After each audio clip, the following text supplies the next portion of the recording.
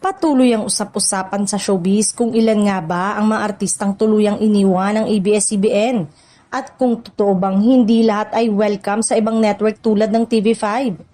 Sa gitna ng pagbabago ng industriya, nagiging mainit na paksa ang paglipat-lipat ng mga artista at ang posibilidad ng cross-network project sa telebisyon at streaming platform.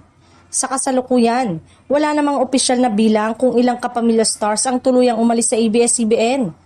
Marami sa kanila ang nananatiling konektado sa network sa pamamagitan ng management contract o project-based agreement kahit gumagawa ng proyekto sa ibang istasyon.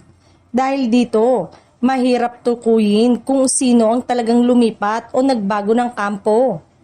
May mga ulat na may ilang artistang may kapamilya background na nakagawa ng proyekto sa TV5 at iba pang network.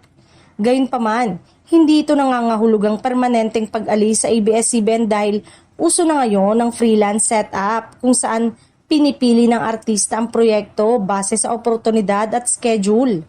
Samantala, nilinaw din ng ilang network executive na wala umanong isyong hindi welcome ang ilang artista.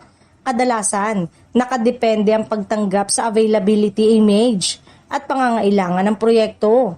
Hindi na uso ang mahigpit na exclusivity kumpara sa nakaraang dekada ng showbiz.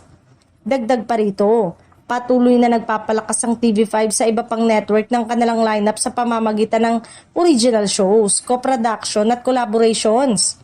Layunin nilang makabuo ng sari-saring content at makapagbigay ng bagong oportunidad sa mga artista mula sa iba't ibang kampo.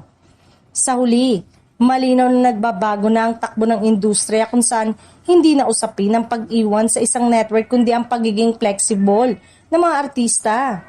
Habang patuloy ang pag-usbong ng project-based system, mas malaki ang tsansa na makitang nagtutulungan ng mga network at talents, hindi bilang mass transfer kundi bilang bagong anyo ng showbiz collaborations.